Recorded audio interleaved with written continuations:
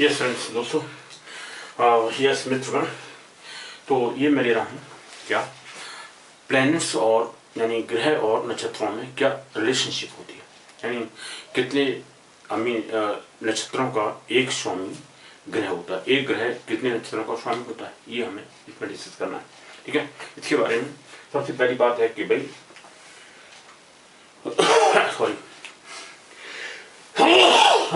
Sorry friend, तो जैसे हमने कि इसको लेक्चर नंबर 6 में ये डिस्कस किया था कि भाई टोटल 27 नक्षत्र होते हैं, 27 नक्षत्र होते हैं। 27 नक्षत्र में जो 21वां और 22वां नक्षत्र होता है उत्तर आषाढ़ और श्रवण, उनके बीच में 21वां है उत्तर आषाढ़, ये है उत्तर आषाढ़ और श्रवण, इन दोनों के बीच में एक नक्षत्र होता है अभिजीत नक्षत्र।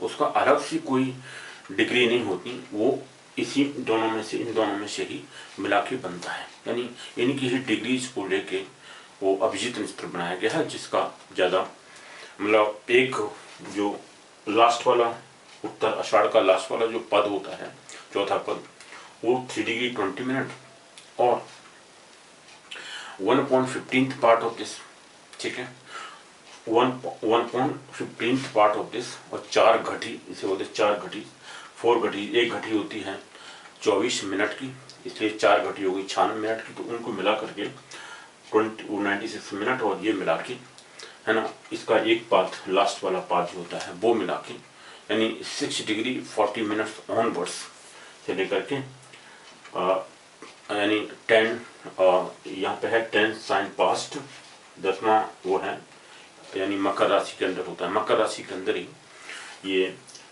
3 डिग्री तो वहाँ से ले लिया आपने, लास्ट वाला पार्ट जो होता है उत्तर आषाढ़ का ले लिया, और 24 मिनट सॉरी 4 घटी और 96 मिनट इसकी ले ली, तो वो इनको लेकर के अभिजीत नक्षत्र है। लेकिन अभिजीत नक्षत्र का सिर्फ इम्पोर्टेंस कब होता है, या तो हम यूनि जब कन्वर्ट करते हैं, जैसे हमने मैरिज मैचिंग में किया था, तो मैरिज मैचिंग में जब किसी की मैरिज में करते हैं तो उसमें यूनि निकालनी होती है, किसने यूनि में किसी ने जन्म लिया हो, तो अभिजीत नक्षत्र वहाँ पर 28वां नक्षत्र बनाया जाता है, मतलब ये 22nd नक्षत्र हो गया, क्योंकि 21st के बाद में वो 22nd 23rd ये हो गया, टोटल 28 नक्षत्र बना करके दो नक्षत्रों को एक यूनि में डाला जाता है, 14 यूनि होती हैं, उन यूनि को हिसाब से अभिजीत नक्षत्र एक तो वो उसका इम्पोर्टेंस है। दूसरा है कि भाई जब मुहूर्त निकालते हैं, मुहूर्त निकालते समय अभिजीत नक्षत्र में अगर कोई पैदा होता है या उस समय का मुहूर्त होता है तो वो अच्छा माना जाता है, इसलिए अभिजीत नक्षत्र का अलग से इम्पोर्टेंस मानी गई है और उसका अलग यूज है। लेकिन टोटल 27 नक्षत्र ही की स्ट्रेंथ होती है, यानी टोटल जो एक्सटेंट होता है, टोटल डिग्री 360 में से 27 नक्षत्र को अगर 27 नक्षत्र से डिवाइड किया 360 डिग्री को, तो 13 डिग्री 20 मिनट का एक नक्षत्र आ जाता है। इस तरह से 27 नक्षत्र बनते हैं, 27 नक्षत्र 13 डिग्री 20 मिनट का एक बनता है, इस तरह बन के 360 डिग्री में से 27 नक्षत्र बन जाते हैं। ठीक है, अब आता है भाई इन नक्षत्रों का फिर के जो स्वामी होते हैं, जो प्लैनेट्स होते हैं, इनका क्या यूज है। जैसे हम कह रहे हैं ग्रह और नक्षत्रों में संबंध, ये है नक्षत्र एंड प्लैनेट्स और ग्रह, इनमें आपस में नक्षत्र और ग्रहों में क्या संबंध है। प्लैनेट्स मीन्स ग्रह हो गए, नक्षत्र मीन्स कॉन्स्टेलेशन नक्षत्र हो गए, नक्षत्र और ग्रह में क्या रिलेशनशिप है आपस में, ये हम डिस्कस कर रहे हैं यहाँ पर। तो एक प्लैनेट क्यों इसकी जरूरत पड़ती है, क्योंकि एक नक्षत्र में जहाँ जिसे जन्म नक्षत्र बोलते हैं, जिस जातक का जन्म जिस नक्षत्र में होता है, मून जिस नक्षत्र में बैठा हुआ है, उसको हम कहते हैं जन्म नक्षत्र। किसी भी जातक का जिसका date of birth time birth दिया हुआ है, टाइम बर्थ के हिसाब से किसी नक्षत्र का जब जन्म होता है तो वो किस नक्षत्र में उसकी पैदाइशी है, यानी उसकी पैदा किस नक्षत्र में हुई है, उसको देखते हुए चंद्रमा जिस नक्षत्र में बैठा होता है उसको देख के उसको हम कहते हैं जन्म नक्षत्र, और चंद्रमा जिस राशि में बैठा होता है उसे जन्म राशि। तो आपकी जन्म राशि क्या है चंद्रमा, क्योंकि हम जो वैदिक एस्ट्रोलॉजी होती है उसमें मून को, चंद्रमा की जो राशि होती है उसको एक इम्पोर्टेंट राशि माना जाता है, उसके हिसाब से प्रोडक्शन करते हैं, उसको भी लेके प्रोडक्शन करते हैं, और लग्न जो होता है लग्न की राशि उसको भी लेके हम प्रोडक्शन करते हैं। इस तरह से दोनों को एक अलग अलग मान करके मून के हिसाब से क्या है भाई आपकी प्रोडक्शन, और लग्न को देखते हुए प्रोडक्शन क्या आ रही है, दोनों को मिला के तब प्रोडक्शन क्या आता है। तो इसलिए वैदिक एस्ट्रोलॉजी का ये इंपॉर्टेंस है, इसमें मून की राशि का बहुत इंपॉर्टेंस होता है। ठीक है, ये मून किस राशि में बैठा हुआ है, क्योंकि मून जो होता है उसको हम कहते हैं, मून को क्या कहा गया, वो वैदिक एस्ट्रोलॉजी में वो घड़ी का मापक है, यानी उसकी हेल्प से हम जो क्लॉक होता है, घंटा का हिसाब, टाइम का हिसाब लगाते हैं। टाइम का जो प्रॉपर मेजरमेंट है वो मून होता है वैदिक एस्ट्रोलॉजी में, ठीक है।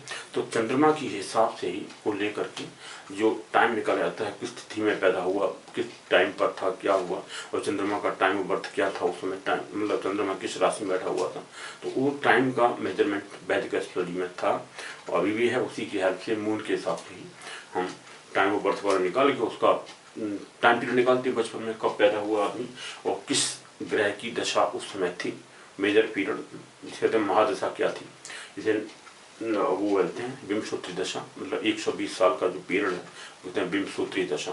तो उसकी विंशोत्तरी दशा में किस ग्रह की दशा उस समय चल रही थी जब जातक का जन्म हुआ उस समय, इसको निकालने के लिए नक्षत्रों की थोड़ी नॉलेज ज़्यादा जरूरी है। नक्षत्र और ग्रह और राशि, इनमें राशि और नक्षत्र के बारे में पहले बता चुका हूँ, 6th वाले जो वो लेक्चर सीरीज था उसमें हमने नक्षत्र और राशियों में क्या रिलेशनशिप है, किस राशि में कितने नक्षत्र आते हैं, ये हमने डिस्कस किया होगा। वैसे भी sorry friend, very tired, very much tired, okay, no problem, now comes the point.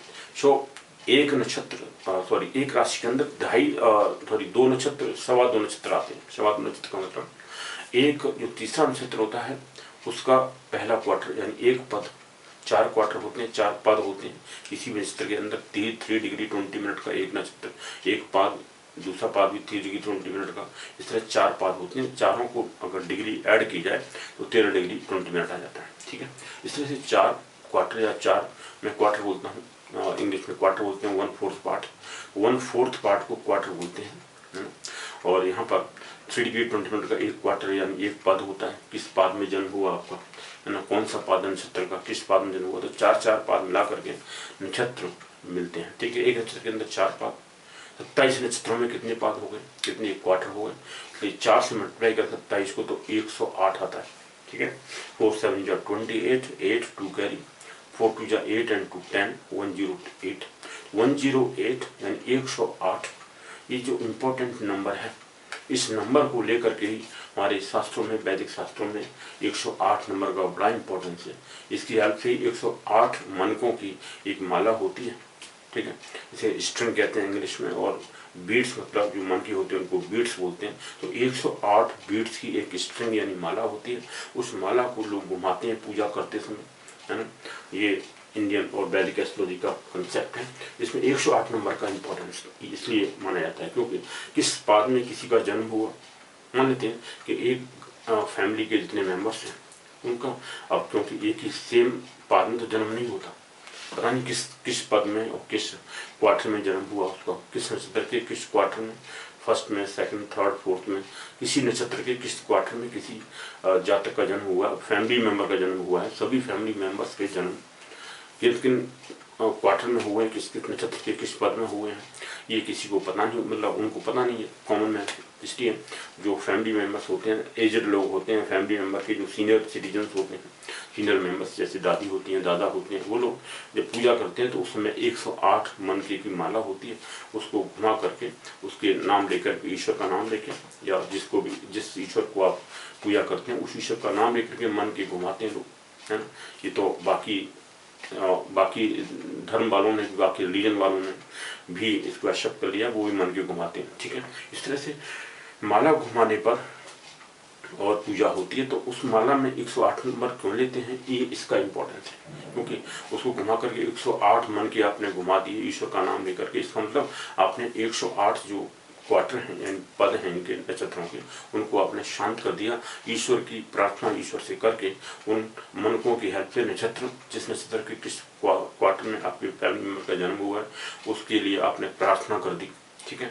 इस तरह से ईश्वर को शांत करने के लिए या उनकी पूजा वर्शिप करने के लिए ये 108 मनकों का नंबर रखा गया, वो सिर्फ इसका ये इम्पोर्टेंट है। वैदिक एस्ट्रोलॉजी बहुत सारी चीज़ें इंडियन स्क्रिप्चर्स के अंदर ली गई।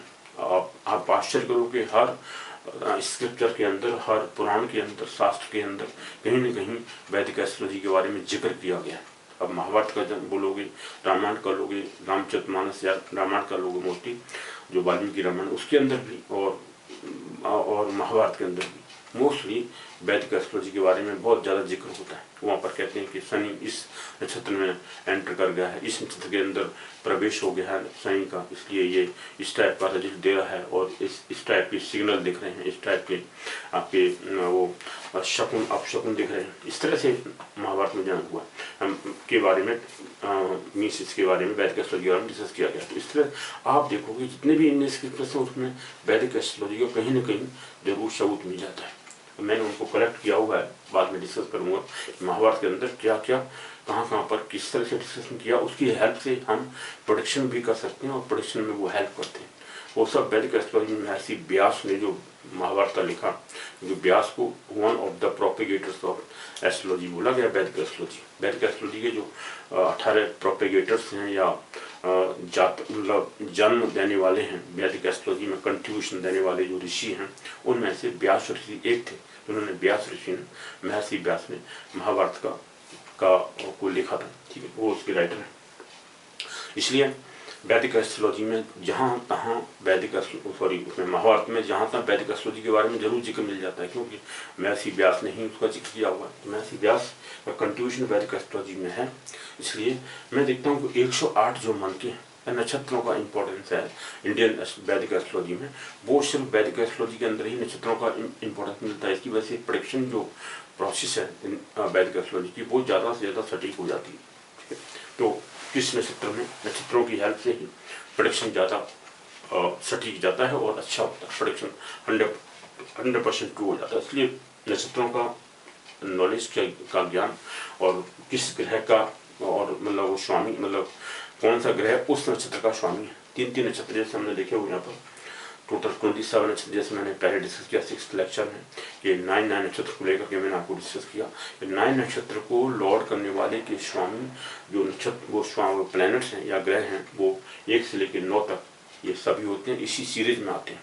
यानी 1 से लेकर 8 तक जो पहले 1 से लेकर 9 तक पहले जो ग्रह होते हैं, पहले नक्षत्र होते हैं, उनको 9 ग्रह स्वामी होते हैं उनके एक प्लैनेट के, इसी सीरीज में केतु वीनस सन, उसके बाद में मून, ठीक है, और मून मार्स यानी चंद्रमा चंद्र मंगल राहु, उसके बाद में गुरु जुपिटर और शनि एंड बुध, ये 9 प्लैनेट हो, ठीक है ना। Ketu Venus Sun Moon Mars Rahu, Jupiter Saturn और मरकरी, इस तरह से 9 प्लैनेट्स भी एक ग्रह को, इस तरह से 9 ग्रह के कंटिन्यूसली यही प्लैनेट लॉर्ड करते हैं। फिर अगले 9 ग्रहों को, जैसे मैंने आपको 6th लेक्चर में बताया था कि अगले 9 नक्षत्रों का स्वामी भी यही इसी सीरीज में और इसी वे में ये नक्षत्र, ये प्लैनेट्स होते हैं।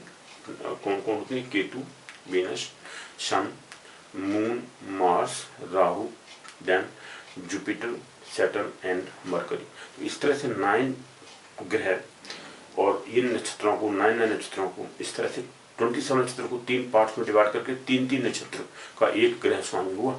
तो उन 3 नक्षत्र को मैंने इकट्ठा साथ में लिख दिया, क्योंकि इस तरह से लर्न करना आसान होता है और मतलब अच्छा होता है, इम्पोर्टेंट होता है। इसको लर्न करने के बाद में लोग याद रखते हैं कि किस नक्षत्र में आपका जन्म हुआ, उस नक्षत्र का स्वामी ये वाला प्लैनेट है। अच्छा, तो आपके अंदर इस टाइप की क्वालिटीज या इस टाइप की कैरेक्टरिस्टिक्स मिलेंगी, क्योंकि आप इस नक्षत्र के अंदर, इस नक्षत्र के स्वामी के अंदर पैदा हुए या इस नक्षत्र का स्वामी ये वाला ग्रह है। शुरुआत में आपको इस नक्षत्र का इस प्लैनेट की या इस ग्रह की दशा मिली होगी। इतने टाइम का तो डिपेंड करता है कि भाई किस डिग्री पर आपका जन्म हुआ, नक्षत्र उसमें उस नक्षत्र की किस डिग्री पर आपका चंद्रमा बैठा हुआ था, यानी मून का जो डिग्री था उस नक्षत्र के अंदर क्या थी, उसकी हेल्प से टाइम पीरियड हम निकाल लेते हैं, महादशा पीरियड निकाल लेते हैं। अब यहाँ तक महादशा, ये जो विंशति दशा, इसके बारे में जिक्र है। महादशा का बहुत, इस विंशति दशा का बहुत इंपॉर्टेंस है। क्या इंपॉर्टेंस है भाई इसका महत्व क्या है?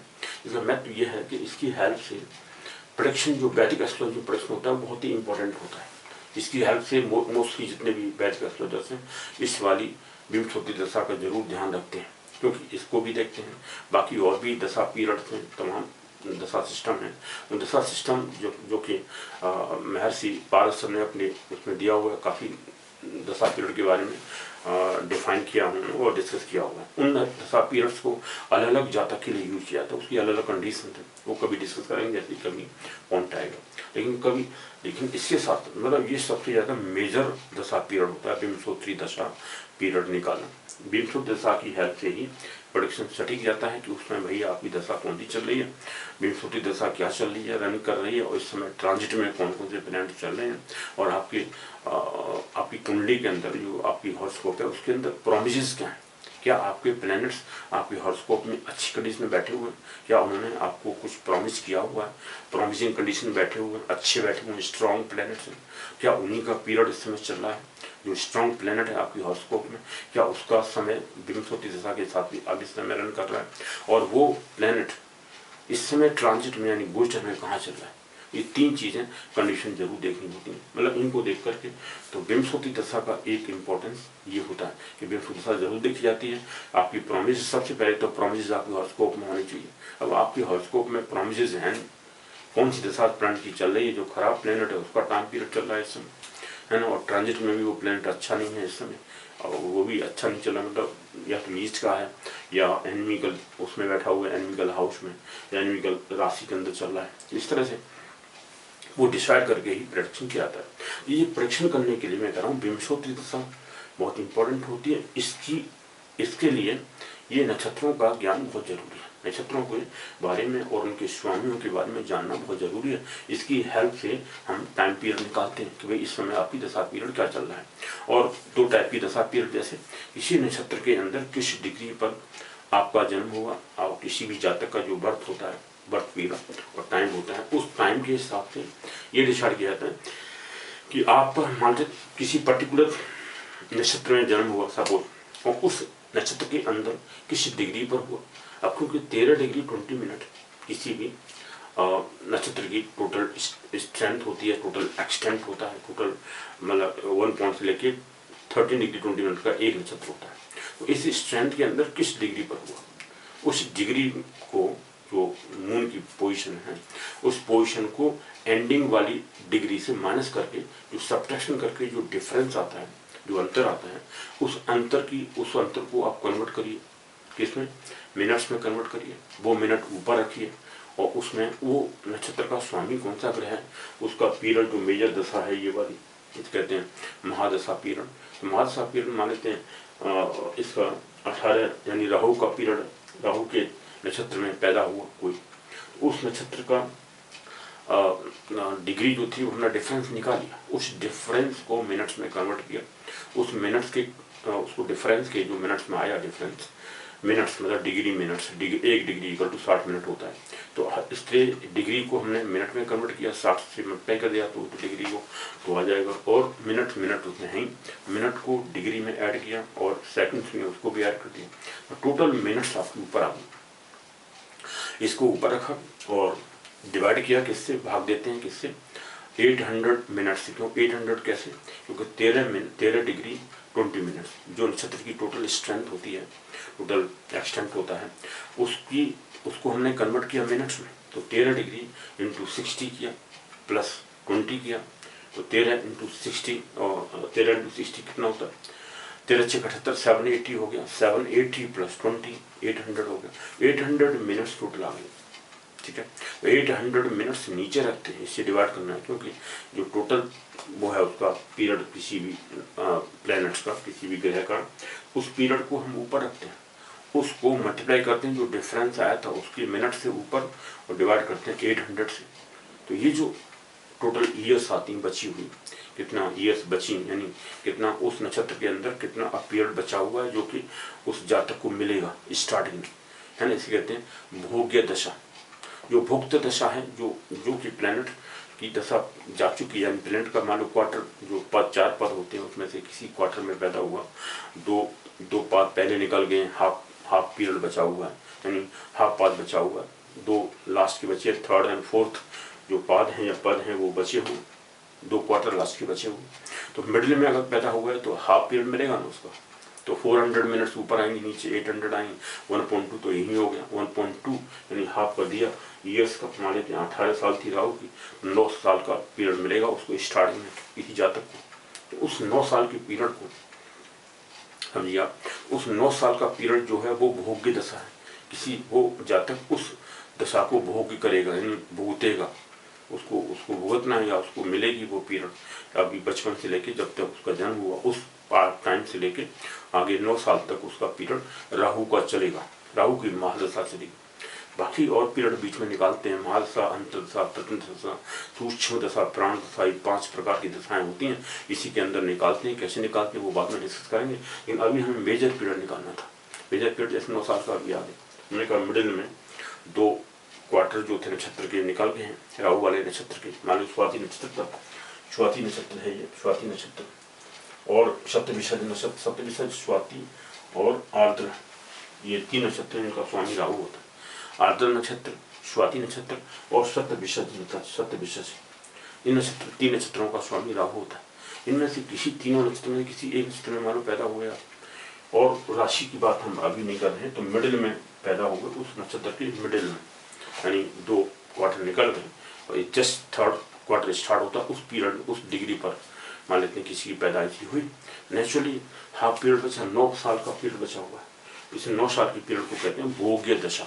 और भुक्त दशा जो जा चुकी है उस पीरियड को, अब इसके लिए दूसरा आइडिया ये है भाई, वैदिक एस्ट्रोलॉजी के अंदर ही, वैदिक ज्योतिष और ज्योतिष शास्त्र के अंदर, जो ज्योतिष शास्त्र या वैदिक एस्ट्रोलॉजी है, वैदिक शास्त्र है, वैदिक ज्योतिष है, वैदिक ज्योतिष के अंदर क्या है कि ये जो रीबर्थ का जो है जन्म होना, दूसरे उस जातक का जन्म किसी पहले कहाँ जन्म हुआ था, उसके बाद में यहाँ जन्म हुआ है, इसका मतलब ये हुआ कि जो विंशोटी दशा थी, जो भुक्त दशा है, वो उसने वो दशा पहली लाइफ में पहले उसने यूज कर लिया, उसको भुक्त दशा हो गई वो। 9 साल का जो पीरियड, जैसे मैं बता रहा हूँ अभी, राहु का जो 9 साल का पीरियड बचा है वो, और जो पहले भोगा जा चुका है उसे कहते हैं भुक्त दशा। तो जो भुक्त दशा थी उसने वो पहले बर्थ में उसको यूज कर लिया, उसको मिल गई थी वो दशा, उसके पीरियड में एंड होते हुए उसका लाइफ खत्म हुई, यानी उसकी डेथ हो गई। और डेथ होने के बाद में आत्मा ने यहाँ नई उसमें प्रवेश कर लिया, नए जातक के रूप में प्रवेश किया। इस तरह से जातक का जन्म हुआ। तो इस जातक का जो जन्म हो रहा है इस समय, उसने ये भोग्य दशा कहलाती है, इसे कहते हैं भोग्य दशा। जो अभी 9 साल की दशा मिली मान लेते हैं राहु की, तो वो 9 साल की दशा, अभी इसको भोग्य दशा बोलते हैं। ये पीरियड को मिलेगा 9 साल का। पहले जो भोग्य दशा हो गई है, पहले जन्म में उसने यूज कर लिया था। इस तरह से ये विमुक्त दशा का पीरियड जो होता है, 1 साल 120 साल का जो पीरियड है, वो इस तरह सर्कुलेट होता रहता है। 120 साल जैसे एंड होंगे, दोबारा फिर दूसरे प्लैनेट स्टार्ट हो जाएगा वहीं केतु से। Ketu, Venus, Sun, Moon, Mars, Rahu, Jupiter, Saturn और मरकरी। इस तरह से ये 9 प्लैनेट्स की पीरियड कंटिन्यूसली चलता रहता है, सर्कुलेट। ये है विमुक्त दशा का मतलब कंसेप्ट। अब आते हैं क्या भाई इन नक्षत्रों का जो 3 नक्षत्र हैं, किस तरह से हमने ये निकाले। जैसे पहला नक्षत्र जैसे बताया था, 1 से लेकर 9 तक, 1 से लेकर 9 तक।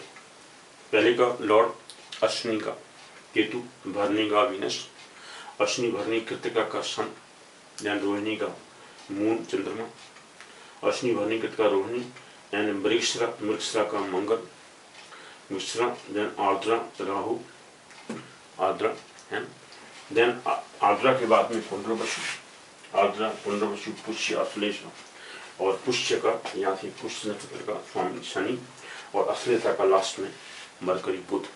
इस तरह से 9 प्लैनेट को हमने यहाँ रखा। फिर 9 इनको नक्षत्र को यहाँ रखा। फिर 9 नक्षत्र आगे वाले 10 से लेके 18 तक 9 नक्षत्र। इस तरह से उनका भी, जैसे जो 10वां था मघा, उसका लॉर्ड केतु, ठीक है ना। देन पूर्व फागुनी वीनस, उत्तर फागुनी शन, हस्ता moon, Chitra Mars, Swati Rahu, Vishakha Jupiter, and Anuradha नक्षत्र का स्वामी शनि और सैटर्न, एंड आई और ज्येष्ठ नक्षत्र का स्वामी मरकरी, बुध। ये इस तरह से 9 प्लैनेट आगे वाले वो 10 से लेकर 18 तक होगा। 19 के बाद में 19 से लेकर 27 तक फिर इनके स्वामी वही सेम प्लैनेट। हमने इनको इकट्ठा रख दिया। छठवें में हमने क्या किया था, जो 6 लेक्चर सीरीज थी उसमें डिस्कस किया था भाई किस तरह से डिग्रीज और लॉन्गिट्यूड, नक्षत्र का लॉन्गिट्यूड क्या है। एक 0 डिग्री से लेकर के 360 डिग्री के बीच में तभी 27 नक्षत्र आ जाते हैं। किस तरह से 13 डिग्री 20 मिनट 13 डिग्री 20 मिनट से ऐड करते जाते हैं और वो नक्षत्र की लॉन्गिट्यूड बढ़ती जाती है, आपको 360 डिग्री तक कंप्लीट हो जाता है 27 नक्षत्र। ठीक है, 27 नक्षत्र उस तरह हो जाते हैं। तो वो किस राशि में पड़ते हैं, राशि का जैसे हमने ऐसा बताया कि दो नक्षत्र कंप्लीट और नेक्स्ट एक क्वार्टर 1 क्वार्टर यानी 2.25 नक्षत्र एक राशि के अंदर आ जाते हैं, क्योंकि तभी तो टोटल 12 राशियों के अंदर 27 नक्षत्र कंप्लीट हो जाएंगे, उसके अंदर समा जाएंगे, समाहित हो जाएंगे। तो समाहित होने के लिए दो नक्षत्र कंप्लीट और एक नक्षत्र का फर्स्ट क्वार्टर यानी पहला पाद 3 डिग्री 20 मिनट, वो क्योंकि 13 डिग्री 20 मिनट और 13 डिग्री 20 मिनट 26 डिग्री 40 मिनट हो गए, इसमें 3 डिग्री 20 मिनट ऐड करोगे तो 30 डिग्री होगी। ये एक राशि के अंदर जो 30 डिग्री होती है उसके अंदर 2.25 नक्षत्र कंप्लीट हो जाते हैं, आ जाते हैं। इस तरह से 2.25 नक्षत्र अगर हम ऐड निकालते जाते हैं उस तरह से नक्षत्रों की संख्या हालांकि निकालते जाते हैं और 2.5 के हिसाब से टोटल 12 राशियों के अंदर 27 नक्षत्र कंप्लीट हो जाते हैं, आ जाते हैं। ठीक है ना, वो उसका निकालने का तरीका हमने आपको बता रखा है। पहले डिग्री वाइज लॉन्गिट्यूड निकाला, फिर राशि के अंदर कौन कौन सी राशि के अंदर कौन कौन सा नक्षत्र आ रहा था वो हमने डिस्कस किया था 6th वाले लेक्चर सीरीज में। तो आप प्लीज वो देख लीजिए, उसकी हेल्प से आपको काफ़ी नॉलेज मिल जाएगी। ठीक है, राशि और नक्षत्रों के बारे में, यानी किस राशि के अंदर कौन कौन से नक्षत्र आते हैं, बहुत ही इंपॉर्टेंस है उनका बहुत ज़्यादा महत्व, आप उसको समझिए क्योंकि that is very important okay to understand. अब वो डिग्री और लॉन्गिट्यूड निकालना है, उसके हिसाब से आप देख लोगे, उसको जरूर अपने सामने एक टेबल बना के रखिए साथ में हमेशा, और उसकी हेल्प से जब कोई किसी का बर्थ होता है अपनी डिग्री देख करके आप देख सकते हैं कि अच्छा इसका पीरियड यहाँ इस नक्षत्र के अंदर आया और ये इस राशि के अंदर होगा मून, तो मून की डिग्री देख करके हम ऐसे बता सकते हैं। ठीक है, अब आते हैं भाई ये जो टाइम पीरियड निकाला 3 नक्षत्र को लेकर के, और इसकी हेल्प से कैसे वो निकालते हैं। जैसे मैंने आपको पहले वर्बली दिखा दिया, बता दिया कि किस तरह से मून का जो डिग्री है टाइम के हिसाब से मून की किस डिग्री में मून पॉजिटेड है उस राशि के अंदर, उस नक्षत्र के अंदर, और राशि तो है ही उस राशि के अंदर नक्षत्र होगा, और नक्षत्र की किस क्वार्टर पे अंदर, किस क्वार्टर में, किस पाद में मून की डिग्री क्या है, और उसके हिसाब से उस नक्षत्र में टोटल जो एंडिंग उसका वो है डिग्री, उस एंडिंग डिग्री में से मून की डिग्री को माइनस कर देते हैं। कैसे निकालते हैं इसका हम एक एग्जाम्पल लेंगे अभी, तो आपको समझ में आ जाएगा। ठीक है, now come to the next point. अभी इन 3 नक्षत्र, इनकी स्वामी में अभी यहाँ रीड करता हूँ कौन कौन से 3 नक्षत्र, कौन सा ये जो नक्षत्र प्लैनेट के हिसाब से कौन सा ग्रह 3 नक्षत्रों पर का स्वामी होता है ना, लॉर्डशिप होती है उस नक्षत्र की, किन नक्षत्रों के ऊपर उस प्लैनेट की, उस ग्रह की। तो जैसे केतु के कौन कौन से 3 प्लैनेट हैं, जैसे मैंने आपको बता दिया, पहला 10वां 19वां, इन 3 नक्षत्रों का स्वामी केतु होता है। Next 2nd number 11th number, उधर 20th नंबर, ये 20th नंबर पूर्व आषाढ़, इसका स्वामी वीनस यानी शुक्र होता है। तो शुक्र हो गया भाई, इसका मैंने हिंदी में इनके नाम लिखे हुए हैं जिससे आपको समझ में आ जाए, और इंग्लिश में भी इनके नाम है जिस यू कैन अंडरस्टैंड देम। ठीक है, जिससे आपको आप दोनों में समझ में आ जाए कि वीनस को बोलते हैं, शुक्र को बोलते हैं भाई, और मून ये सन मून हो गया, सन सूर्य हो गया, मून चंद्र हो गया, है ना। उसके बाद में मार्स मंगल हो गया, राहु होता है, राहु को हालांकि इंग्लिश में ड्रैगन्स हेड बोलते हैं, ड्रैगन्स टेल बोलते हैं केतु को, और ड्रैगन्स हेड बोलते हैं राहु को। ठीक है, ये राहु केतु हमारे वैदिक एस्ट्रोलॉजी में राहु केतु कहलाते हैं। ठीक है, इंग्लिश में हमको ड्रैगन्स हेड और ड्रैगन टेल बोला जाता है ना। नेक्स्ट वन शटन को शनिश्चर और शनि, इस तरह से महाभारत में नाम रखा गया शनिश्चर। वाई शनिश्चर क्योंकि शनि मान होता है धीरे धीरे, स्लो, और इसका नाम मंद भी है, मंद क्योंकि सबसे ज़्यादा दूर होता है प्लेनेट ये Shani. This is astronomically 100% true. Shani की जो सबसे ज़्यादा डिस्टेंस अर्थ से बहुत दूर है, इसलिए वो टोटल घूमने के लिए, पूरा एक्लिप्स को घूमने के लिए, है ना, पूरे उसको जॉडिक को घूमने के लिए, पूरा जॉडिक घूमने के लिए उसको 2.5 साल तो एक राशि को घूमने में लग जाती है, एक राशि को क्रॉस करने में, लेकिन 30 साल के अंदर पूरी 12 राशियों को घूम जाता है। यानी अर्थ के चारों तरफ हर मूव करेगा सन के उसमें सोलर सिस्टम के अंदर, तो पूरा सन पूरा ब्रह्मांड में एक साथ एक चक्कर लगाता है 30 साल के अंदर, 30 ईयर्स के अंदर उसी डिग्री पर आ जाएगा जिसमें इनिशियली था। यानी जैसे एरीज में मान लेते हैं, एरीज राशि है, मेष राशि के अंदर 0 डिग्री पर स्टार्टिंग में था, अब वो 30 साल के बाद में शनि उसी राशि पर आ जाएगा, है ना, उसी राशि पर आ जाएगा।